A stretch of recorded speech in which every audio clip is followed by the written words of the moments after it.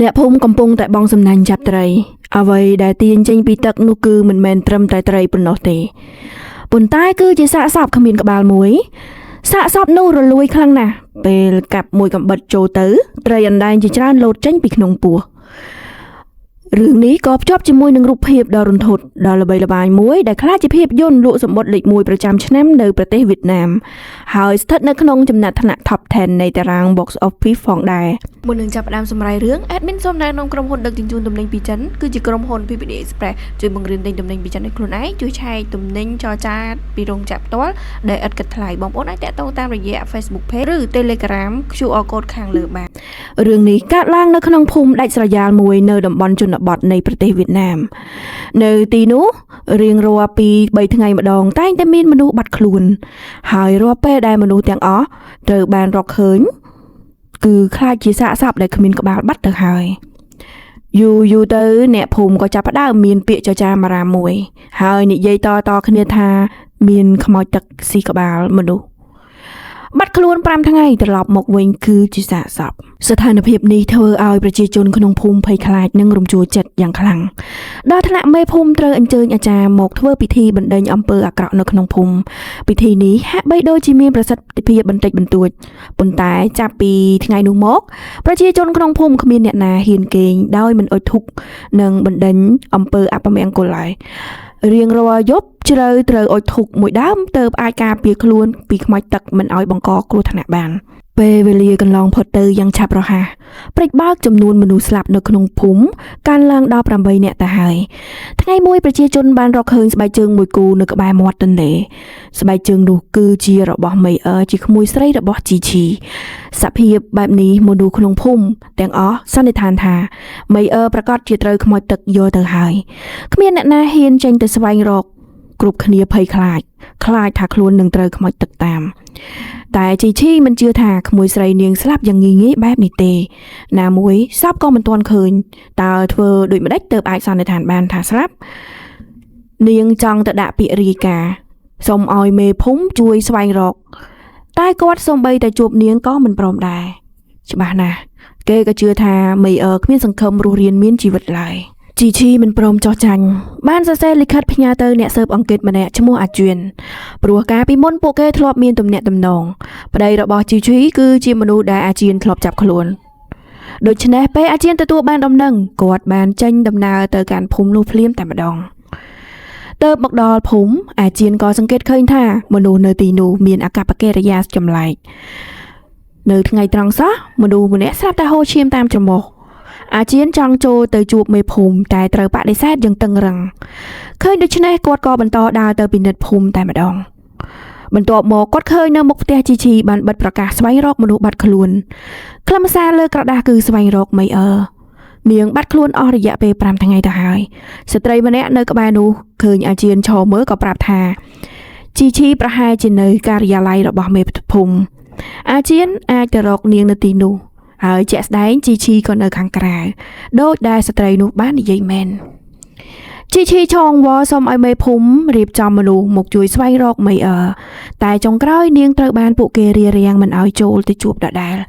នាងព្យាយាមប៉ុណ្ណាក៏ដោយក៏មិនអាចធ្វើបានការសូមអង្វរទាំងអស់សុទ្ធតែគ្មានប្រយោជន៍ដោយសារក្តីអស់សង្ឃឹមនឹងរងនៅភាពអាម៉ាស់ជីឈីក៏ងើបឡើងតែភ្លាមនោះមានដៃមួយហុចមកនាងឃើញថាគឺជាអាជឿនជាមនុស្សដែលនាងរងចាំទាំងថ្ងៃទាំងយប់ពេលឃើញអាជឿនជីឈីមានអារម្មណ៍ខ្មាស់អៀនដូចក្មេងស្រីតូចម្នាក់ច្បាស់ណាស់ក្នុងចិត្តរបស់នាងមានអារម្មណ៍ស្រឡាញ់បន្តិចបន្តួចចំពោះគាត់តែអាជឿនមិនបានសង្កេតឃើញអ្វីទាំងអស់ពួកគេចាកចេញពីទីនោះជីឈីក៏ព្យាយាមបញ្យល់ឲ្យអាជឿនស្ដាប់នាងប្រាប់ថាមនុស្សនៅក្នុងភូមិទាំងអស់ជឿថាមេអឺត្រូវខ្មោចទឹកយកទៅហេតុនេះហើយគ្មានអ្នកណាចង់ជួយស្វែងរកនាងទេតែជីឈីមិនជឿទេព្រោះអ្នកដែលត្រូវខ្មោចទឹកយកទៅសម្លាប់សាកសពតែងតែអណ្ដែតឡើងតែរឿងមេអឺមានតែស្បែកជើងមួយគូគ្មានសពនេះបង្ហាញថាមិនមែនជាខ្មោចទឹកយកទៅឡើយបន្ទាប់មកជីឈីនាំអាជឿនទៅជួបឪពុករបស់មេអឺតែឪពុករបស់នាងមើលទៅមិនសូវយកចិត្តទុកដាក់ចំពោះកូនស្រីឡើយគាត់មានអតិចរិតមិនសូវស្វាគមន៍ជាមួយនឹងអាជឿនផងដែរបានស្ដាប់សម្ដីចេញពីមាត់របស់គាត់អាជឿនបានដឹងការពិតមួយថា ម្ដាយរបស់មីអឺបានរត់ចេញទៅជាមួយប្រុសផ្សេងតាំងពីមីអឺទើបតែកើតដោយសារហេតុនេះហើយទើបគាត់តែងតែត្រូវគេនិយាយនិងមានពាក្យចចាមអារាមថាត្រូវគេដាក់ស្នេហ៍មីអឺក៏ត្រូវចោទប្រកាន់ថាមិនមែនជាកូនរបស់គាត់ការពិតគឺវាបែបនេះកាលពីមីអឺនៅក្មេងយាយឈីគឺជាអ្នកចិញ្ចឹមនាងដោយផ្ទាល់ដោយសារតែប្រវត្តិនាងបែបនេះធ្វើឲ្យមិត្តភ័ក្តិទាំងអស់មិនសូវរាប់អាននាងនៅពេលដែលជីឈីរៀបការចេញទៅក្រៅមីអឺក៏ចាប់ផ្ដើមនៅម្នាក់ឯងឯកាកំសត់រហូតដល់ពេលនេះអាជៀនបានចាប់ប្តីដែលមានអំណាចរបស់ជីឈីធ្វើឲ្យសេដ្ឋកិច្ចរបស់នាងធ្លាក់ចុះនាងក៏សម្រេចចិត្តត្រឡប់មកភូមិវិញហើយក៏បានជួបមីអឺម្ដងទៀតពេលនិយាយដល់ត្រង់នេះជីឈីភ្លាមនឹកឃើញរឿងសំខាន់មួយប្រហែលពីសប្តាហ៍មុនមានចៅម្នាក់លួចចូលក្នុងបន្ទប់របស់មីអឺបានលួចយកប្រអប់គ្រឿងអលង្ការមួយរបស់នាងអំឡុងពេលចៅចូលលួចបានបុកជាមួយនឹងចានមួយធ្វើឲ្យមានសម្លេងភ្លាមនោះមីអឺក៏ភ្ញាក់ឡើងស្រាប់តែទាញបានរបស់រឹងមួយក៏ចាក់ចូលទៅក្នុងដៃរបស់ចៅនោះរហូតដល់តែហូរឈាមចៅក៏រត់គេចតាមបង្អួចក្នុងសភាពភ័យស្លន់ស្លោខ្លាំងពេលអាជីនស្ដាប់រឿងនេះចប់គាត់ចាប់ផ្ដើមពិនិត្យបន្ទប់ភ្លាមរកឃើញថាក្រៅពីប្រអប់គ្រឿងអលង្ការដែលបាត់ក៏នៅមានសំណល់ចានសេរ៉ាមិចជាច្រើនគាត់គិតថាសម្រាប់ក្មេងស្រីដែលរស់នៅសភាពសន្សំសំចៃមិនមានហេតុផលអ្វីដែលត្រូវចំណាយលុយទិញរបស់បែបនេះឡើយក្នុងទូខោអាវសម្លៀកបំពាក់របស់នាងគឺគ្មានសញ្ញាថានាងយកទៅណាទេនេះបញ្ជាក់ថាមីអឺមិនមែនរត់ចេញពីផ្ទះប៉ុន្តែបន្ទាប់ពីវិភាគរួចអាជីនលាជាមួយនឹងជីឈីហើយសម្រេចចិត្តស្វែងរកតម្រុយនៅក្បែរមាត់បឹងតែម្នាក់ឯងតាមការពិពណ៌នារបស់លោកតានេសាទថ្ងៃនោះគាត់កំពុងអង្គុយនេសាទត្រីស្រាប់តែឃើញស្បែកជើងមួយអណ្ដែតលើផ្ទៃទឹកខណៈពេលនិយាយអាជីនក៏បានដើរទៅដល់កន្លែងដែលស្បែកជើងនោះត្រូវបានដាក់ដោយសារតែមនុស្សនៅក្នុងភូមិជឿថាមីអឺត្រូវខ្មោចទឹកសម្លាប់ដូច្នេះប្រជាជនដែលភ័យខ្លាចថានឹងត្រូវពាក់ព័ន្ធក៏បានយកស្បែកជើងនោះទៅដាក់បូជាទុកដូចជារបស់សក្ការៈសូម្បីតែពេលគាត់ទៅយកក៏គាត់ត្រូវតែមានគ្រឿងការពារខ្លួនដែរអាជីនកាន់ស្បែកជើងហើយចាប់ផ្ដើមពិនិត្យយ៉ាងហ្មត់ចត់មិនយូរប៉ុន្មានគាត់បានរកឃើញមានជាប់ផ្លែឈើទុំមួយគ្រាប់ជាប់នៅក្រោមបាតស្បែកជើងគាត់ក៏ជជែកជាមួយលោកតានេសាទបន្តអាជីនក៏បានដឹងថាមុននេះធ្លាប់មានអ្នកស៊ើបអង្កេតម្នាក់មកភូមិនេះដែរប៉ុន្តែអ្នកស៊ើបអង្កេតនោះអះអាងថាត្រូវខ្មោចអាក្រក់តាមឡងនៅបានប៉ុន្មានថ្ងៃក៏ភ័យរត់ចេញទៅវិញដោយមិនហ៊ានត្រឡប់មកទៀតតានេសាទថែមទាំងនិយាយថាមនុស្សជាច្រើននៅក្នុងភូមិធ្លាប់ឃើញខ្មោចទឹកករណីល្បីបំផុតគឺរឿងរបស់សៅសៀនកូនស្រីរបស់មេភូមិតែម្ដងមានថ្ងៃមួយពេលនាងកំពុងងូតទឹកនៅក្នុងពាងក៏ចាប់ផ្ដើមផុសឡើងដោយគ្មានមូលហេតុទឹកហូរចេញពីពាងភ្លាមនោះមានដៃមួយក៏លុកមកបិទមាត់របស់នាងហើយទាញនាងចូលទៅកន្លែងងងឹតប៉ុន្តែសំណាងល្អម្ដាយរបស់នាងចូលមកឃើញតាន់ពេលនោះទើបសៅសៀនអាចរួចផុតពីមរណៈអាជីនស្ដាប់ហើយមានអារម្មណ៍ថារឿងនេះហាក់ដូចជាលើសពីការពិតតែដើម្បីឲ្យប្រកាសគាត់ក៏ទៅរកអាចារ្យក្នុងភូមិសួរអំពីខ្មោចទឹកចម្លើយដែលទទួលបានគឺខ្មោចទឹកនោះមានអំណាចខ្លាំងគ្មានបំណងអ្វីក្រៅពីសម្លាប់មនុស្សអាចារ្យនោះក៏សារភាពថាគាត់មិនអាចដោះស្រាយបានអ្វីដែលគាត់អាចធ្វើបានគ្រាន់តែធ្វើធូបនិងទៀនដើម្បីការពារពេលយប់តែប៉ុណ្ណោះតែពេលថ្ងៃនៅខាងក្រៅមនុស្សទាំងអស់មានតែរស់ពឹងលើវាសនារបស់ខ្លួននិយាយរួចអាចារ្យបានឲ្យធូបមួយកញ្ចប់ដល់អាជីនដើម្បីការពារសុវត្ថិភាពពេលនោះអាជីនក៏សួរទៅអំពីកន្លែងដែលមានផ្លែឈើទុំនោះ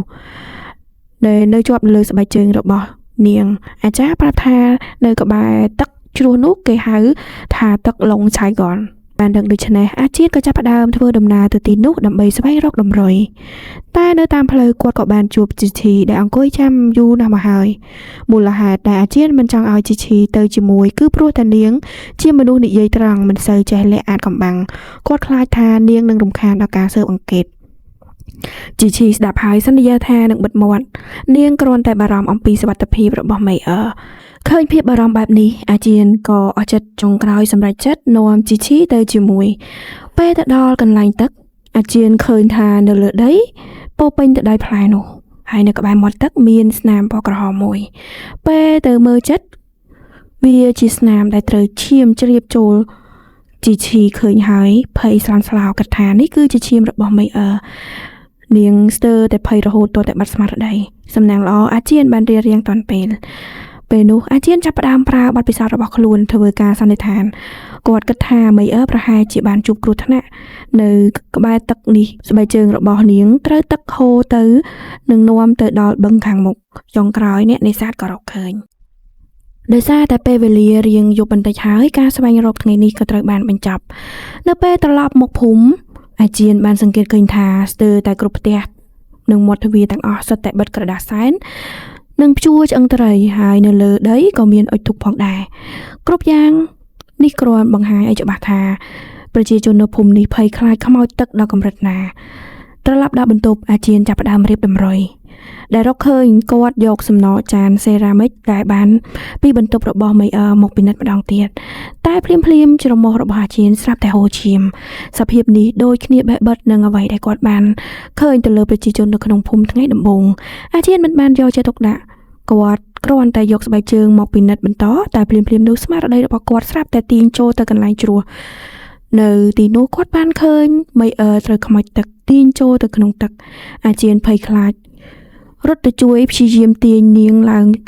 ចុងក្រោយអ្វីដែលគាត់ទាញបាននោះគឺត្រឹមតែក្បាលមនុស្សប៉ុណ្ណោះសំណាងល្អស្មារតីរបស់គាត់ក៏បានត្រឡប់មកវិញគ្រាន់តែឃើញខ្លួនឯងអង្គុយនៅក្នុងបន្ទប់ទទេគ្មានក្បាលអ្វីទាំងអស់ប៉ុន្តែហេតុការណ៍នេះបានធ្វើឲ្យអាជាភ្ញាក់ផ្អើលយ៉ាងខ្លាំងភ្លាមនោះគាត់ក៏បានយកធូបនិងទៀនដែលអាចារ្យឲ្យយកមកដុតដើម្បីបណ្ដេញ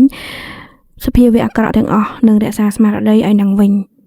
ថ្ងៃបន្ទាប់ពេលព្រឹកព្រលឹមជីឈីបាននាំអាជាទៅរកស្ត្រីម្នាក់គាត់ប្រាប់ថាថ្ងៃដែលមីងអ៊ីបាត់ខ្លួនគាត់បានឃើញមីអ៊ីចេញពីផ្ទះលឿនជាងធម្មតាមីអ៊ីដើរយ៉ាងប្រញាប់ប្រញាល់ដូចជាមានរឿងបន្ទាន់អ្វីមួយអាជាក៏សួរបន្ថែមថាតើមានហេតុការណ៍អ្វីផ្សេងទៀតទេកើតឡើងគាត់បានបន្តថានៅថ្ងៃនោះមានរឿងមួយកើតឡើងមីអ៊ីបានឆ្លោះជាមួយនឹងសៀវសៀនដែលជាកូនស្រីរបស់មេភូមិហើយគាត់គ្រាន់តែលួចមើលកន្ទុយភ្នែកប៉ុណ្ណោះមិនដឹងថាពួកគេនិយាយអំពីអ្វីបែបនេះហើយទៅអាជាមិនស្ទាក់ស្ទើរអ្វីទៀតគាត់នឹងជីឈីដើរទៅកាន់ផ្ទះរបស់មេភូមិភ្លាមដោយសារតែអាជាក៏ជាមន្ត្រីស៊ើបអង្កេតថ្នាក់ខេត្តមានឋានៈមួយរូបទើបគាត់អាចចូលគេហដ្ឋានរបស់មេភូមិនោះបានយ៉ាងងាយស្រួលបន្ទាប់ពីសួរសុខទុក្ខគ្នាទៅវិញទៅមករួចអាជាក៏បញ្ជាក់ថាខ្លួនមកស៊ើបអង្កេតអំពីករណីបាត់ខ្លួនរបស់មីអ៊ីហើយចង់ជជែកជាមួយនឹងកូនស្រីរបស់គាត់មិនបានបដិសេធឡើយហើយគាត់ក៏អញ្ជើញអាជាឲ្យអង្គុយនិងជីឈីចូលទៅក្នុងផ្ទះភ្លាមពេលជួបសៀវសៀនអាជាបានសួរត្រង់ថាថ្ងៃដែលមីអ៊ីបាត់ខ្លួននាងមានចំនួនអ្វីជាមួយមីអ៊ីទេសៀវសៀនឆ្លើយដោយស្មោះត្រង់ថាពិតជាមានប៉ុន្តែគ្រាន់តែជារឿងតូចតាចតែប៉ុណ្ណោះខ្ញុំបានកំងក្រណាត់ពណ៌ក្រហមពីមីអ៊ីតែនាងធ្វើខុសពណ៌ហើយខ្ញុំគ្រាន់តែចង់បានពណ៌ដែលខ្ញុំចង់កំងទៅវិញហេតុនេះបានជាបង្កចំនួនបែបនេះមីអ៊ីនិយាយថាបើសៀវសៀនមិនព្រមបងប្រាក់ឲ្យនាងទេនាងនឹងទៅរកគូដណ្ដឹងរបស់សៀវសៀនអាស៊ឺដើម្បីទារប្រាក់មកវិញបានឡើងបែបនេះហើយអាជានិងជីឈីក៏ទៅផ្ទះរបស់អាស៊ឺភ្លាមឪពុកអាស៊ឺនិយាយថាមួយរយៈចុងក្រោយនេះអាស៊ឺតែងតែបាត់មុខនិងតែងតែត្រឡប់មកផ្ទះវិញយប់ជ្រៅគាត់បានយកឧបករណ៍ចេញទៅក្រៅហើយមិនដឹងទៅធ្វើអ្វីឪពុកអាស៊ឺបានបន្តថាកូនប្រុសគាត់យកចិត្តធ្វើចានតែគ្រាន់តែធ្វើលេងមិនបានយកទៅលក់ទេស្នាដៃមើលទៅនៅមិនទាន់ស្អាតដល់ឡើយហើយនេះហើយកន្លែងធ្វើចានត្រូវជ្រើសរើសទីតាំងដាច់ស្រយាលមួយមិនចាំយូរអាជាសូមមើលស្នាដៃរបស់អាស៊ឺធ្លាប់ធ្វើឪពុកអាស៊ឺមិនបានបដិសេធឡើយគាត់ដើរចេញទៅយកភ្លាមអាជាបានប្រាប់ជីឈីអំពីការសន្និដ្ឋានរបស់ខ្លួននៅលើអំបែងចានដែលរកបានពីបន្ទប់របស់មេអ៊ីវាមានសញ្ញាស្រដៀងនឹងស្លឹកឈើមួយបើបន្ថែមអក្សរស៊ឺហើយវានឹងក្លាយជាអក្សរស៊ឺពេញលេញមិនយូរប៉ុន្មានឪពុកអាស៊ឺបានយកចានមកឲ្យពួកគេមើលហើយពិតប្រាកដណាស់លើចានទាំងអស់នេះគឺមានអក្សរស៊ឺបោះពុំយ៉ាងច្បាស់ការរកឃើញនេះបញ្ជាក់យ៉ាងច្បាស់ថាមីអឺនិងអាស៊ឺប្រកាសជាមានទំនាក់ទំនងអ្វីមួយព្រោះចានរបស់អាស៊ឺមិនបានយកទៅលក់នៅលើទីផ្សារទេហើយអ្វីមីអ៊ីមានវានៅក្នុងបន្ទប់ទៅវិញនេះជារឿងគួរឲ្យសង្ស័យយ៉ាងខ្លាំងហើយនេះហើយអាជានិងជីឈីធ្វើដំណើរទៅកាន់កន្លែងធ្វើចានរបស់អាស៊ឺពេលទៅដល់ទីនោះពិតជាដាច់ស្រយាលដោយឪពុកអាស៊ឺបាននិយាយមែនជុំវិញមានសត្វពស់សត្វកណ្ដុរនិងសត្វព្រៃដែលអាចឃើញគ្រប់ទិសទីប៉ុន្តែអាជាមិនត្រឹមតែមិនភ័យទេផ្ទុយទៅវិញគាត់កាន់តែប្រកាសចិត្តថាការបាត់ខ្លួនរបស់មីអ៊ីត្រូវមានទំនាក់ទំនងជាមួយនឹងអាស៊ី ច្បាស់ណាស់ទីតាំងបែបនេះដាច់ស្រយាលគ្មានអ្នកមក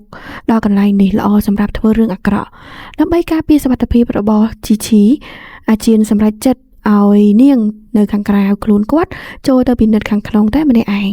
ក្នុងបន្ទប់ពោពេញទៅដោយចានបរិយាកាសបិទជិតងងឹតនិងស្ងប់ស្ងាត់សូម្បីតែអាជៀនក៏មានអារម្មណ៍មិនសូវស្រួលភ្លាមៗនោះគាត់ឃើញស្រមោលមនុស្សមួយនៅជ្រុងបន្ទប់ពេលចូលទៅមើលចិត្តគាត់ឃើញថានេះគឺជាមីអ៊ីមុខមាត់ពោពេញទៅដោយស្នាមរបួសហើយនៅពីក្រោយនាងមានសម្លេងសត្វចម្លែកបន្ទាប់មកដៃមួយមានរាងដូចសត្វចម្លែកបានដាក់លើស្មារបស់មីអ៊ីអាជៀនស្ទើរតែដកដៅចេញវាយប្រហារភ្លាមស្រាប់តែបង្អួចបិទចិត្តដោយខ្លួនឯងពេលគាត់បងវាយខ្លួនមកវិញបន្ទប់ទាំងមូលក៏ខ្លាចជាទទេគ្មានមីអ៊ីគ្មានសត្វចម្លែកអ្វីទាំងអស់ច្បាស់ណាស់នេះគ្រាន់តែជាការកាត់ឆ្លាតរបស់គាត់បន្ទាប់មកអាជៀនឡើងទៅជាន់លើនៅជ្រុងមួយគាត់បានឃើញក្រែមួយមានរាងស្រដៀងនឹងរាងកាយរបស់មនុស្សតាមបទពិសោធន៍អ្នកស៊ើបអង្កេតរបស់គាត់9ក្នុង10វាប្រកាសជាសាកសពពេលគាត់រៀបនឹងបើកហើយស្រាប់តែមានសម្លេងស្រែករបស់ជីឈីលាន់មកពីខាងក្រៅអាជៀនមិនហ៊ានតំអកយូរគាត់ក៏រត់ចេញទៅភ្លាមដើម្បីការពារជីឈីតែពេលទៅដល់ទីនោះក៏ប្រទះឃើញថាវាគ្រាន់តែជាការយល់ច្រឡំមួយប៉ុណ្ណោះបន្ទាប់ពីស្ដាប់ការបញ្យល់របស់ជីឈីអាជៀនមិនទាន់បានដកដៅភ្លាមចោះនោះទេផ្ទុយទៅវិញគាត់សួរទៅកាន់អាស៊ឺត្រង់ថាសាកសពនៅជាន់លើជាណាស្ដាប់សំណួរនេះហើយអាស៊ឺមើលទៅច្របូកច្របល់ដូចមិនយល់អ្វីសោះអាជៀនកំពុងនិយាយអំពីអ្វី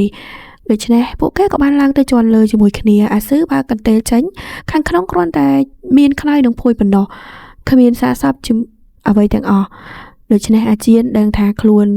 បានចោទអាស៊ឺខុសទៅបង្ហាញអត្តសញ្ញាណពិតប្រកបប្រាប់ពីគោលបំណងមកទីនេះគាត់ប្រាប់ថាពួកគេស្វែងរកមីអ៊ីហើយ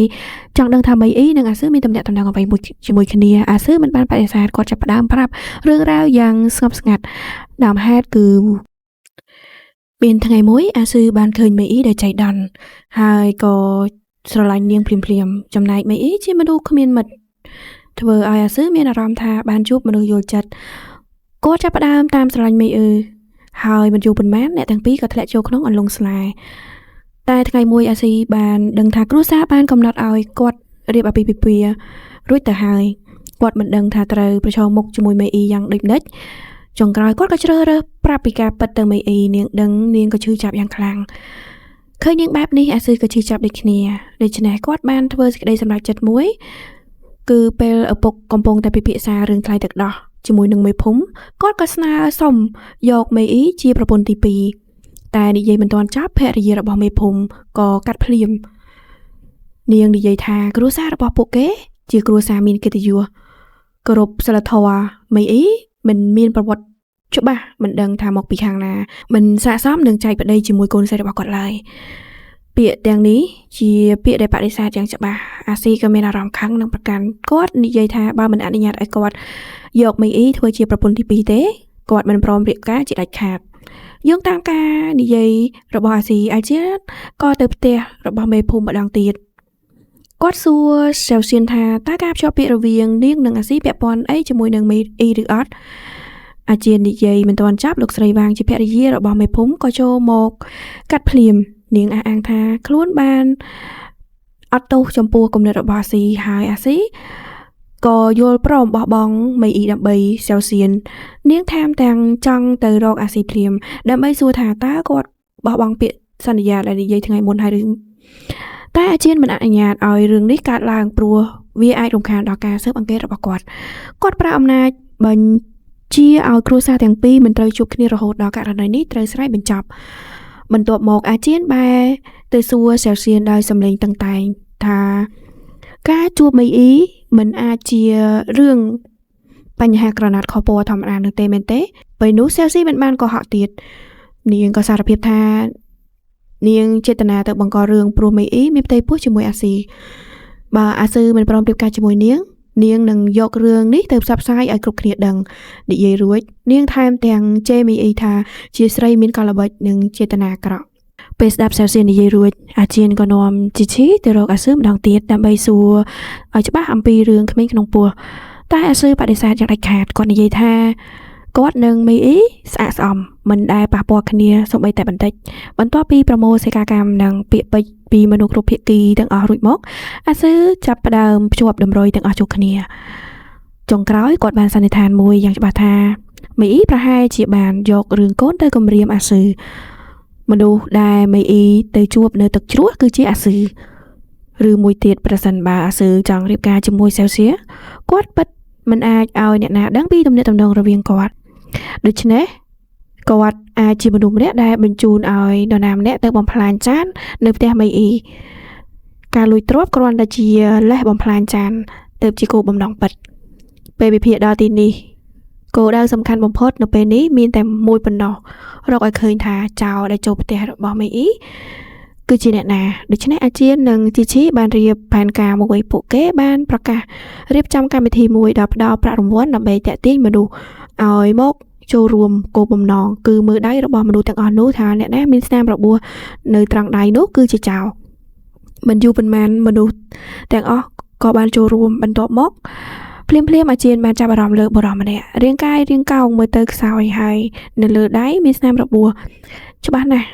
ពីមាត់អាជាបានដឹងថាបុរសនោះឈ្មោះអាដុងគាត់ធ្លាប់ជាអ្នកបម្រើនៅគេហដ្ឋានរបស់មេភូមិតែពេលក្រោយមកត្រូវបានចោទថាជាចោរលួចរបស់ហើយត្រូវផ្តន្ទាទោសដើរបង្ហាញមុខសាធារណៈចាប់តាំងពីថ្ងៃនោះគ្មាននរណាហ៊ានជួលគាត់មកធ្វើការទៀតអាជានិងជីជីបានទៅផ្ទះអាដុងដើម្បីស្វែងរកតម្រុយពេលឡើងទៅដល់ជីជីក៏ឃើញចាននៅលើក៏ពិនិត្យមើលថាវាគឺពិតជាស្នាដៃរបស់អាស៊ឺតែពួកគេមិនទាន់បានមើលច្បាស់គ្រប់ជ្រុងជ្រោយផងអាដុងស្រាប់តែបង្ហាញខ្លួននៅពីក្រោយពេលដឹងថាអាជាជាអ្នកណាអាដុងភ័យសន្ស្លោបង្វែរខ្លួនរត់ភ្លាមអាជាមិនបង្អក់ឡើយដេញតាមហើយមិនយូរក៏បានចាប់បានអាដុងឲ្យត្រឡប់មកផ្ទះវិញអាដុងមើលទៅច្របូកច្របល់ខ្លាំងមិនដឹងថាអាជាចង់ធ្វើអ្វីអាដុងនិយាយថារបស់គាត់ដែលលួចបានហ្នឹងសុទ្ធតែនៅខាងក្រោមផ្ទះបាយនឹងឯងអាជានិងជីជីក៏ចាប់ផ្ដើមរើកកាយខណៈពេលនោះអាដុងក៏ចាប់ផ្ដើមប្រាប់ពីប្រវត្តិរបស់ខ្លួនគាត់និយាយថាខ្លួនគាត់ត្រូវបានមេភូមិចោទប្រកាន់ដោយអយុត្តិធម៌គ្រប់គ្នាសុទ្ធតែចាប់ទុកគាត់ជាចោរហើយគ្មាននរណាហ៊ានជួលគាត់មកធ្វើការទៀតគាត់គ្មានការងារធ្វើគ្មានអាហារបើមិនលួចគាត់ប្រកាសជាស្លាប់ដោយអត់ឃ្លានជាមិនខាននៅពេលនោះជីជីបានរកឃើញប្រអប់គ្រឿងអលង្ការរបស់មីអ៊ីនៅក្នុងរបស់នោះអាដុងបានលួចពេលដឹងថាការពិតអាជាយល់ភ្លាមថានេះគ្រាន់តែជាអំពើចៃដន្យអាដុងមិនមានទំនាក់ទំនងជាមួយនឹងការបាត់ខ្លួនរបស់មីអ៊ីឡើយតែទោះបីជាយ៉ាងណាក៏ដោយអំពើលួចមិនអាចលើកលែងទាំងស្រុងអាជាមានបំណងនាំអាដុងទៅទទួលទោសតែភ្លាមនោះអាដុងសូមឱកាសធ្វើគុណបដូរទោសគាត់និយាយថាយប់ដែលគាត់ចូលទៅលួចក្នុងផ្ទះមីអ៊ីគាត់បានឃើញមនុស្សម្នាក់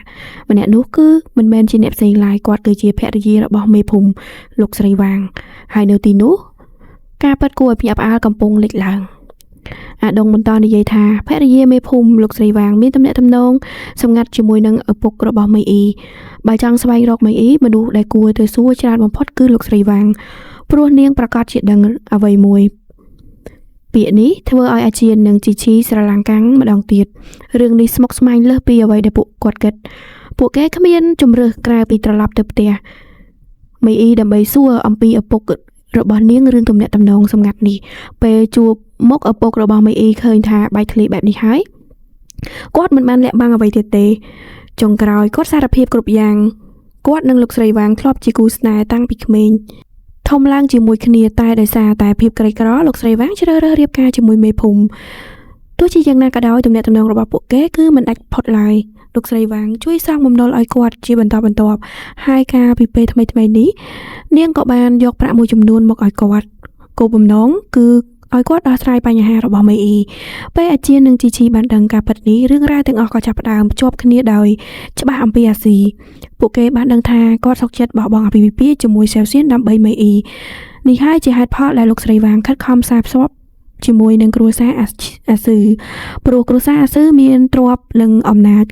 គឺជាគ្រួសារដែលពួកគេត្រូវការពឹងពាក់តើអាចអនុញ្ញាតឲ្យក្មេងស្រីម្នាក់ដែលគេហៅថាគ្មានប្រវត្តិច្បាស់លាស់មកជំនួសកូនស្រីខ្លួនបានដូចម្ដេចគិតដល់ទីនេះអាជាមិនស្ទាក់ស្ទើរឡើយគាត់ទៅដល់គេហដ្ឋានរបស់មេភូមិហើយចាប់ផ្ដើមចោទប្រកាន់សេវសៀនដោយផ្ទាល់គាត់ បញ្ជាក់ថារឿងភ្ជាប់ពាក្យនឹងរឿងមានផ្ទៃពោះសុទ្ធតែជាការកុហកដែលនាងបង្កើតឡើងថ្ងៃដែលនាងទៅជួបមីអ៊ីមិនមែនរឿងក្រណាត់ខុសពណ៌ឡើយនាងមានចេតនាណាត់មីអ៊ីឲ្យចេញទៅជួបនៅខាងក្រៅពេលជួបគ្នាអ្នកទាំងពីរមានចំនួនយ៉ាងខ្លាំងសេវសៀនជឿថាមីអ៊ីកំពុងតែលួចយកបុរសដែលខ្លួនស្រឡាញ់ស្នាមឈាមដែលនៅក្បែរទឹកជ្រោះគឺជាឈាមរបស់មីអ៊ីការចោទប្រកាន់របស់អាជៀនដូចជាកាំបិតមុតចាក់ចូលសេវសៀននាងមិនអាចតបបានសូម្បីតែពាក្យមួយម៉ាត់នៅក្រោមសម្ពាធនឹងការភ័យខ្លាចដល់កម្រិតសេវសៀនស្រាប់តែឈាមច្រមុះហូរចេញមកនាងបានបើកភ្នែកធំៗមើលពីក្រោយអាជៀនហើយនៅទីនោះក៏ឃើញថាមីអ៊ីនៅពីក្រោយនាងសម្លឹងយ៉ាងគំហឹងសេវសៀនភ័យបាត់ស្មារតីដួលនៅលើដីពេលនាងដឹងខ្លួនវិញអាជៀនសួរភ្លាមថាតើសពមីអ៊ីនៅទីណាតែសេវសៀននិយាយថាពេលឃើញឈាមហូរច្រើនពេកនាងភ័យហើយក៏រត់គេចភ្លាមអាជៀនមើលមុខនាងដឹងច្បាស់ថានាងនៅតែសម្លាប់តែការពិតព្រោះតែរហូតដល់ពេលនេះគ្មាននរណាឃើញសាកសពមីអ៊ីឡើយជីខឹងចិត្តយ៉ាងខ្លាំងស្ទុះទៅវាយសេវសៀនតែត្រូវបានលោកស្រីវាងរារាំងទាន់ពេលហេតុផលដែលធ្វើឲ្យគ្រប់គ្នាស្ងាត់គឺមីអ៊ីអាចត្រូវខ្មោចទឹកទាញយកនេះគ្រាន់តែជាការប៉ាន់ស្មានប៉ុណ្ណោះចុងក្រោយជោគវាសនារបស់សេវសៀនមានតែមួយប៉ុណ្ណោះមុនពេលករណីនេះស្រេចបញ្ចប់នាងត្រូវទៅរស់នៅក្នុងគុករងចាំផ្ដន្ទាទោសមិនយូរប៉ុន្មានពេលវេលាក៏ឈានចូលដល់យប់ជ្រៅខណៈអាជៀនកំពុងអង្គុយញ៉ាំអាហារស្រាប់តែមានអារម្មណ៍ចម្លែកមួយគាត់យកភ្លើងទៀនលើកមកឡើងលើអ្វីដែលគាត់ឃើញនឹងធ្វើឲ្យបេះដូងគាត់ស្ទើរតែឈប់ដកដង្ហើមនោះគឺសាកសពរបស់មីអ៊ីគ្មានក្បាលឈរនៅក្នុងបន្ទប់របស់គាត់នៅពីក្រោយសាកសពមានសត្វចម្លែកមួយកំពុងញ៉ាំអាហារយ៉ាងរីករាយនៅក្នុងដៃវាមានក្បាលមនុស្សពេលឃើញបែបនេះអាជៀនភ្នែកក៏ប្រែភ្លាម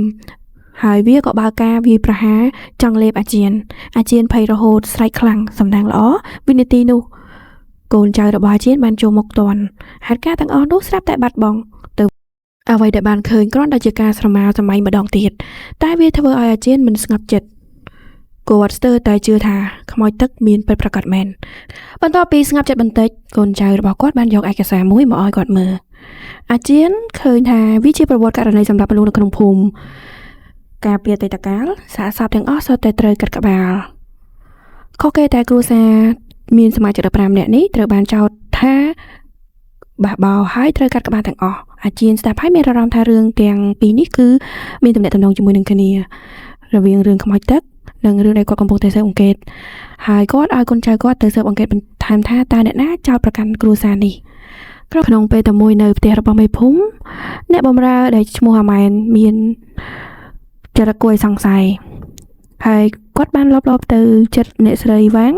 ហើយខ្សឹបប្រាប់ថាមានជនចាប់ចម្រិតម្នាក់គាត់បានផ្ដល់ព័ត៌មានមកថាគាត់លើកនេះនឹងសម្លាប់មីអ៊ីប៉ុន្តែត្រូវធ្នូជាមួយនឹងប្រាក់100កាក់ហើយការសម្លាប់នេះនឹងត្រូវធ្វើឲ្យដូចជាខ្មោចទឹកលោកស្រីវាងខឹងយ៉ាងខ្លាំងព្រោះគាត់គិតថាពីមុនមកគាត់ធ្លាប់បង់បាន400កាក់ទៅហើយតែបានត្រឹមតែស្បែកជើងមួយគូដូចជាការលេងសើចប៉ុន្តែនាងគ្មានជំរើសក្រៅពីជឿម្ដងទៀតទេនាងឲ្យអាម៉ែនយកប្រាក់ទៅបង់ពាក់កណ្ដាលបន្ថែមលក្ខខណ្ឌគឺត្រូវតែសម្រាប់មីអ៊ីជាមុនហើយទៅបង់បង្គ្រប់ជនចាប់ចម្រិតមិននិយាយអ្វីទាំងអស់គ្រាន់តែនាំអាម៉ែនទៅកន្លែងឃុំខ្លួនមីអ៊ីពេលប្រកាសថាគ្មានអ្នកណាមកតាមគាត់បានដោះម៉ាស់ចេញអត្តសញ្ញាណពិតរបស់គាត់គឺអាដុងតែពិតអាម៉ែននិងអាដុងគឺជាគូស្នេហ៍នឹងគ្នាថ្ងៃដែលសេវសៀនទៅជួបមីអ៊ីលោកស្រីវាងបានចាត់ឲ្យអាម៉ែនទៅតាមការពារព្រោះខ្លាចកូនស្រីធ្វើអ្វីហួសហេតុតែសេវសៀនបដិសេធអាម៉ែនបានទៅតាមដោយសម្ងាត់ហើយបានឃើញសេវសៀនវាយមីអ៊ីសន្លប់សេវសៀនភ័យហើយរត់ចេញទៅអាម៉ែនក៏ហៅអាដុងមកដើម្បីយកមីអ៊ីទៅព្យាបាលតែអាដុងមានចិត្តអាក្រក់គិតថានេះគឺជាឱកាសរកលុយធំពេលសេវសៀននិងលោកស្រីវាងត្រឡប់មកវិញមីអ៊ីបានបាត់ពីកន្លែងកាត់ហេតុទៅហើយការដែលយកមកគំរាមគឺជាគំនិតអាដុងបន្ទាប់មកអាដុងក៏រៀបចំផែនការយកស្បែកជើងមួយគូបណ្ដែតទឹកដើម្បីបន្តគំរាមវាគឺជាការពិតទាំងមូលនៃករណីមីអ៊ីខ្មោចទឹកមិនមែនជាការពិតតែបែរជាការបង្កើតរូបភាពនិងអំពើអាក្រក់របស់មនុស្សរឿងរ៉ាវបញ្ចប់ដោយសេចក្តីពិតដែលឈឺចាប់ជាងខ្មោចទៅទៀតនៅពេលនោះអាដុងបាននាំអាម៉ែនទៅកាន់កន្លែងដែលគេឃុំខ្លួនមីអ៊ីលើកនេះគាត់សម្រេចចិត្តអនុវត្តតាមសន្យារបស់ខ្លួនព្រោះគាត់ដឹងថា បើបង្ខំលោកស្រីវាងដល់ផ្លូវចុងក្រោយខ្លួនឯងក៏មិនល្អដែរមិនយូរប៉ុន្មានដំណឹងនេះបានរីករាលដល់ពេញភូមិប្រជាជនទាំងអស់រត់មកកន្លែងកើតហេតុមនុស្សគ្រប់គ្នាកាន់ធុកដូចជាកំពុងតែប្រឈមមុខនឹងអ្វីអាក្រក់មួយបំផុតជីឈីក៏ប្រញាប់មកដល់ពេលឃើញសាកសពមិនមានក្បាលរបស់មីអ៊ីនាងស្ទើរតែដួលសន្លប់សម្រាប់នាងទស្សនវិជ្ជានេះខុសខើលើសអ្វីទាំងអស់ជីឈីចាប់ទុកថាមីអ៊ីដូចជាកូនស្រីបង្កើតតាំងពីយូរមកហើយថ្ងៃនេះនាងឈរមើលកូនស្រីដែលខ្លួនស្រឡាញ់ស្លាប់នៅនឹងមុខវាជារឿងដ៏ឈឺចាប់ដែលគ្មានពាក្យអាចវិពណ៌នាបានអាជីនក៏មានអារម្មណ៍សោកស្ដាយដូចគ្នាជីវិតមនុស្សម្នាក់បាត់បង់ដោយក្តីដោយសារតែការលោភលន់និងអំពើអាក្រក់មនុស្សជាច្រើនតែគិតថារឿងនេះបែបគ្រាន់ជាសាច់រឿងរហូតដល់ថ្ងៃណាមួយវានឹងកើតឡើងលើខ្លួនឯងទៅដឹងពាក្យថាឈឺចាប់បំផុតមានន័យយ៉ាងណាមិនត្រឹមតែជីឈីទេដែលរងទុក្ខឪពុករបស់មីអ៊ីក៏ដូចគ្នានៅពេលដែលឃើញសភាពបែបនេះនៅក្នុងកាយភ្នែកគាត់ធ្លាប់មើលងាយនឹងរើសអើងគាត់មិនដែលទទួលស្គាល់កូនស្រីនោះឡើយតែពេលមីអ៊ីស្លាប់អនុស្សាវរីយ៍ក៏ហូរចូលដោយទឹកជំនន់នៅក្នុងចិត្តគាត់គឺការឈឺចាប់ធ្វើឲ្យបុរសម្នាក់នោះដែលជាឪពុកមីអ៊ីបានបោះបង់ជីវិតពាក់កណ្ដាលគាត់ចោលដោយក្តីសោកសៅនិងស្ដាយក្រោយជាទីបំផុតគាត់ក៏សម្រេចចិត្តចុងក្រោយបញ្ចប់ជីវិតដោយព្យួរកខ្លួនឯងដូចជាចង់ទៅសងបំណុលដែលខ្លួនធ្លាប់ធ្វើចំពោះកូនស្រីជីឈីនាំសាកសពរបស់មីងអ៊ីត្រឡប់ទៅផ្ទះរៀបចំសពឲ្យបានស្អាតជាលើកចុងក្រោយប៉ុន្តែអាជីនទោះជាសោកស្ដាយក៏មិនអនុញ្ញាតឲ្យអារម្មណ៍បិទបាំងហេតុផលបានឡើយគាត់មានអារម្មណ៍ថាមានអ្វីមិនសមហេតុផលដូច្នេះគាត់ហៅអាចារ្យមកសួរនាំកន្លែងបញ្ចុះសពជនរងគ្រោះដែលត្រូវខ្មោចទឹកសម្រាប់អាជីនជីកសាកសពចាស់ៗទាំងអស់ហើយពិនិត្យយ៉ាងហ្មត់ចត់បន្ទាប់មកគាត់ត្រឡប់ទៅជួបជីឈីយកស្បែកជើងរបស់មីអ៊ីយកទៅពាក់ឲ្យសាកសពស្បែកជើងពាក់មិនត្រូវជើងទេនៅពេលនោះអាជីនបង្ហាញការសន្និដ្ឋានរបស់ខ្លួនថាសាកសពមុនក៏សុទ្ធតែមានស្នាមរបួសច្រើនដូចជាកាប់ច្រើនកំបិតតែសាកសពមីអ៊ីត្រូវកាត់តែមួយកំបិតស្អាតគ្មានស្នាមអូសវាមិនត្រឹមត្រូវទេជនដែលត្រូវខ្មោចទឹកសម្លាប់តែងតែត្រូវជ្រាបទឹករហូតដល់សាកសពនោះហើមតែសាកសពនេះគឺគ្មានសភាពបែបនោះទេបើជាមែនអ៊ីមែនហេតុអ្វីស្បែកជើងពាក់មិនត្រូវតម្រុយទាំងនេះបញ្ជាក់យ៉ាងច្បាស់ថាសាកសពនេះមិនមែនជាមីអ៊ីការដាក់បន្ទុកលើខ្មោចទឹកគ្រាន់តែជាវិធីបង្វែរការស៊ើបអង្កេតជីស្ដាប់ហើយក៏និយាយថានាងក៏មានអារម្មណ៍ចម្លែកដូចគ្នារាងកាយដូចមិនមែនជាមីអ៊ីឡើយការសន្និដ្ឋានរបស់ពួកគេត្រឹមត្រូវហើយនៅពេលតែមួយលោកស្រីវាងទៅជួបសែវសៀននៅក្នុងគុកចិត្តគ្រាន់តែចង់លួងលោមតែផ្ទុយទៅវិញសែវសៀនកាន់តែភ័យនាងសួរថាឥឡូវទោះត្រូវបន្តដាក់ទៅលើខ្មោចទឹកហើយហេតុអ្វីមិនដោះលែងនាងលោកស្រីវាងប្រាប់ថាសែវសៀននៅតែត្រូវចោទពីបទបង្ករបួសស្នាមដោយចេតនាមិនអាចចេញពីគុកភ្លាមបានទេពាក្យនេះធ្វើឲ្យសែវសៀនភ័យខ្លាំង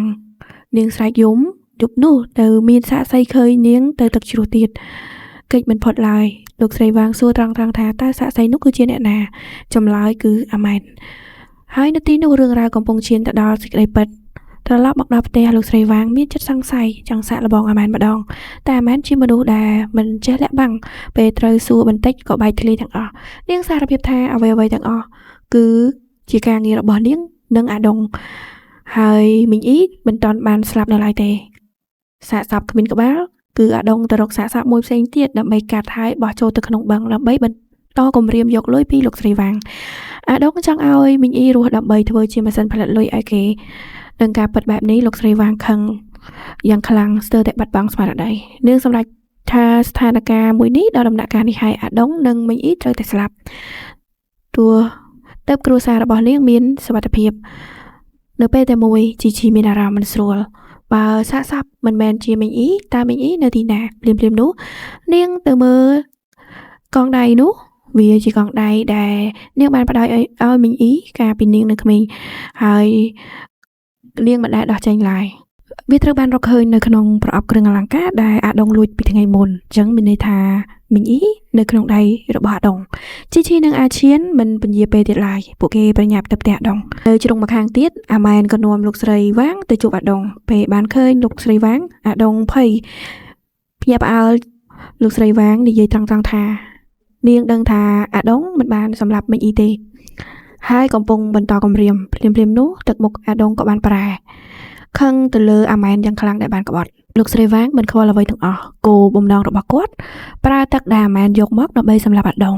ហើយយកកូនសោកន្លែងខុបមីអ៊ីតែអាដុងលឿនជាងគាត់មួយជំហានភ្លាមនោះអាដុងបានឆក់កាំបិតយកទៅកាត់កអាម៉ែនដែលគ្មានតេស្ទ័រសម្រាប់មនុស្សដែលក្បត់គាត់គ្មានមេត្តាឡើយឈាមហូរអាម៉ែនដូចស្លាប់ភ្លាមទស្សនភាពនេះធ្វើឲ្យអ្នកស្រីវាងភ័យស្លន់ស្លោតែដោយសារតែបទពិសោធន៍ជីវិតរបស់នាងក៏ធ្វើឲ្យនាងសម្រួលចិត្តឡើងវិញដោយស្ងប់ស្ងាត់ហើយគាត់ក៏ប្រាប់អាដុងថាបើសម្រាប់គាត់នឹងមិនបានលុយឡើយប្រាក់ដែលគាត់យកមកគឺជាថ្មហើយគាត់បានសរសេរលិខិតទុកជាមួយនឹងអ្នកស៊ើបអង្កេតរួចរាល់ហើយបើមានបញ្ហាទៅលើគាត់អាដុងក៏មិនរួចខ្លួនឈីនិងអាជីនបានស្ដាប់ការសន្ទនាខាងក្រៅទាំងអស់ពីពួកគេតែពួកគេមិនទាន់ដឹងថាតើមីអ៊ីមានសុវត្ថិភាពឬអត់ទេដូច្នេះមិនអាចចូលបង្ក្រាបភ្លាមបានពួកគេតាមពីក្រោយរហូតដល់ភ្នំមួយនៅទីនោះពួកគេឃើញមីអ៊ីដេកស្ទើរតែស្លាប់អាជីននៅតែអត់ធ្មត់រងចាំឱកាសមិនយូរប៉ុន្មានលោកស្រីវាងនាំអាដុងទៅកន្លែងលាក់លុយនាងចង់ឃើញអាដុងសម្លាប់មីអ៊ីទើបបងប្រាក់ឲ្យគ្រប់ក្នុងវិនាទីនោះមីអ៊ីចាប់ឱកាសពេលអាដុងមិនយកចិត្តទុកដាក់នាងក៏ព្យាយាមរត់គេចអាដុងកំពុងតែដេញតាមតែភ្លាមនោះអាជីនលេចរុករៀងមករាំងផ្លូវស្ថានភាពត្រូវបានបែងចែកជាពីរជីឈីដេញតាមមីអ៊ីនិងលោកស្រីវាងអាដុងត្រូវប្រឈមមុខជាមួយអាជីននៅពេលដែលអាដុងឈរត្រង់ដូចមនុស្សផ្សេងទៀតគ្មានសភាពជាមនុស្សឈឺខ្សោយអ្វីទាំងអស់គាត់គិតថាអាជីននឹងភ្ញាក់ផ្អើលតែអាជីនមិនភ្ញាក់ផ្អើលឡើយគាត់ដឹងរួចហើយថាពីស្នាមកាត់ករបស់សាកសពបើមនុស្សធម្មតាមិនអាចកាត់បានស្អាតបែបនេះទេបន្ទាប់ពីប្រយុទ្ធបន្តិចអាជីនក៏ដឹងថាអាដុងគឺជាអតីតចៅភ្នំអ្នកទាំងពីរវាយគ្នាដោយស្មារតីតែពេលវេលាសំខាន់ស្មារតីរវើរវាយរបស់អាជីនលេចឡើងម្ដងទៀតរូបភាពខ្មោចអាក្រក់ខិតជិតមកអាជីនបាត់ភាពច្របូកច្បល់អាដុងចាប់ឱកាសវាអាជីនយ៉ាងរបួសនៅវិនាទីចុងក្រោយអាជីនបង្រឹងស្មារតីខ្លួនឡើងវិញគាត់ឈរមុខនឹងភាពភ័យខ្លាចទាំងអស់នោះហើយប្រើកម្លាំងចុងក្រោយអាដុងបានហោះចេញរុករាងអាដុងបុកទៅនឹងដើមឈើដាច់ខ្យល់ភ្លាមស្លាប់មួយរំពេចការពិតបានឈ្នះភាពភ័យខ្លាចដែលមនុស្សបង្កើតក៏ដោយក៏ត្រូវបំផ្លាញទីនោះនៅជ្រុងមួយទៀតជីបានដេញតាមលោកស្រីវាងទោះជាលោកស្រីវាងជាស្ត្រីមានបញ្ញានិងកាលល្បិចក៏មិនអាចទប់ជាមួយមនុស្សពីរនាក់បានដែរមិនយូរប៉ុន្មាននាងត្រូវបានវាយសន្លប់ហើយចងភ្ជាប់ជានឹងដើមឈើករណីបាត់ខ្លួនរបស់មីងអ៊ីក៏ត្រូវបានស្រាយបញ្ចប់បន្ទាប់ពីអ្វីស្ងប់ស្ងាត់អាជីនក៏ត្រូវចាក់ចែងពីភូមិជីឈរមើលគាត់ទឹកមុខដោយពោពេញទៅដោយការស្ទាក់ស្ទើរនាងសួរថាគាត់នឹងត្រឡប់មកវិញទេអាជីនឆ្លើយយ៉ាងត្រង់ថាបើករណីនេះនៅមិនទាន់បញ្ចប់ទាំងស្រុងទេរឿងខ្មោចទឹកគាត់នឹងអាចត្រឡប់មកវិញព្រោះករណីនេះមុនពេលឃើញការពិតប្រជាជននៅក្នុងភូមិអាចត្រូវអត់ធ្មត់ប្រាធុករបស់អាចារ្យបន្តទៀតតែភ្លាមនោះពាក្យមួយរបស់ម៉ាត់អាជីបានធ្វើឲ្យអាជីនភ្ញាក់ស្មារតីនាងនិយាយថាពេលលោកសម្រាប់ព្យាបាលលោកមិនបានប្រាធុកទេតែហេតុអ្វីលោកមិនឃើញខ្មោចទឹកអ្វីតទៅសោះពាក្យនេះដូចជាពាក្យដែលធ្វើឲ្យគាត់ភ្ញាក់ផ្អើលយ៉ាងខ្លាំងគាត់នឹកឃើញឡើងភ្លាមថាពេលគាត់សម្រាប់ព្យាបាលគាត់មិនប្រើធុកអ្វីសោះហើយក៏មិនមានការហេតុការណ៍អ្វីកើតឡើងនៅវិនាទីនោះអាជីនដឹងច្បាស់ថាអ្នកដែលបង្កបញ្ហាគឺអាចារ្យគាត់បញ្ជាឲ្យជីឈីយកលិខិតរបស់គាត់ទៅកាន់តុលាការដើម្បីត្រួតពិនិត្យសុំឲ្យចាប់ខ្លួនអាចារ្យភ្លាមអាជីនទៅរកគ្រូពេទ្យឲ្យពិនិត្យសារធាតុធុកលទ្ធផលធ្វើឲ្យគាត់ភ្ញាក់ផ្អើលយ៉ាងខ្លាំងសារធាតុធុកនោះមានសារធាតុបង្កឲ្យមនុស្សរវើរវាយហូរឈាមតាមច្រមុះគឺដោយសារតែសារពាង្គកាយកំពុងតែប្រឆាំងនឹងធាតុពុលគាត់ក៏បានដឹងការពិតអាជីនមិនរងចាំឡើយគាត់ក៏បញ្ញាប់ទៅរកអាចារ្យតាមផ្លូវកូនចៅរបស់គាត់ក៏បានរាយការណ៍រឿងករណីបះបោរកាលពីអតីតកាលគ្រួសារ15នាក់ត្រូវកាត់កតែពិតប្រាកដចាប់បានតែ14នាក់ប៉ុណ្ណោះនៅសល់ក្មេងម្នាក់ដែលបានឃើញគ្រួសារខ្លួនត្រូវគេសម្លាប់ដោយអយុត្តិធម៌បន្ទាប់ពីថ្ងៃនោះមកក្មេងប្រុសនោះក៏បាត់សូន្យឈឹងតែម្ដងតាមការគណនាអាយុគាត់មានអាយុប្រហែលនឹងអាចារ្យពេលនោះការពិតកាន់តែច្បាស់លាស់អាចារ្យគឺជាក្មេងនោះគាត់ត្រឡប់មកដើម្បីសងសឹកសម្រាប់មនុស្សណាដែលចូលរួមក្នុងការចាប់ប្រកាន់คล้ายនិងគោលដៅចុងក្រោយគឺមេភូមិនិងលោកស្រីវាងពេលអាជីនទៅដល់កន្លែងអាចារ្យវាយឺតពេលទៅហើយមានមនុស្សមួយក្រុមត្រូវបានសម្លាប់អាចារ្យរួចគេចខ្លួនបាត់ចូលទៅក្នុងផ្ទះអាជីនក៏ឃើញសាកសពមេភូមិដេកស្លាប់នៅលើដីលោកស្រីវាងក៏មិនរួចផុតពីវាសនានេះដូចគ្នា មើលទៅលើអេវ៉ាន់អាជាងឃើញសម្លៀកបំពាក់ក្រាស់ៗធ្វើពីកំបាសគាត់សន្និដ្ឋានថាលោកអាចារ្យកំពុងតែត្រៀមនឹងធ្វើដំណើរទៅភាគខាងជើងឥឡូវនេះឃាតករបានបង្ហាញមុខពិតអាជាងគ្មានជំរឿសក្រៅពីតាមដានចាប់ខ្លួនឲ្យបានដូច្នេះគាត់ក៏ចេញដំណើរទៅលើផ្លូវថ្មីនៃការតាមប្រមាញ់ឃាតករហើយរឿងរ៉ាវទាំងមូលនេះក៏បានបញ្ចប់នៅត្រង់នេះតួអង្គអាជាងតំណាងឲ្យមនុស្សដែលជឿលើការពិតមិនជឿលើជំនឿឬអារម្មណ៍គ្រប់គ្រងសេចក្តីសម្រេចចិត្តមីងអ៊ីក្រីក្រគ្មានអ្នកការពារត្រូវគេប្រើជាឧបករណ៍ស្ទើរតែបាត់បង់ជីវិតដោយសារតែកំហុសអ្នកដទៃជីឈីស្រឡាញ់មីងអៀនដោយកូនបង្កើតជាជនរងគ្រោះមិនត្រឹមតែអ្នកស្លាប់ប៉ុន្តែអ្នកដែលនៅរស់ក៏ឈឺចាប់ដែរអាចារ្យគឺជាជនរងគ្រោះពីអតីតកាលតែប្រើជំនឿទៅជាអាវុធសម្រាប់មនុស្សដោយគិតថាជារឿងយុត្តិធម៌លោកស្រីវ៉ាងនិងសាវសៀនប្រើប្រាក់និងស្ថានភាពដោះស្រាយបញ្ហាមើលមនុស្សថ្នាក់ក្រោមជាឧបករណ៍ហើយគិតថាអាចគេចផុតពីការពិតរឿងនេះបង្រៀនយើងថាកុំប្រើជំនឿបិទបាំងការពិតនៅតែជាការពិតសង្ឃឹមថាវីដេអូនេះមានប្រយោជន៍សម្រាប់អ្នកទាំងអស់គ្នាហើយក៏អរគុណសម្រាប់ការស្ដាប់រហូតដល់ចប់សូមអរគុណសំណាងល្អ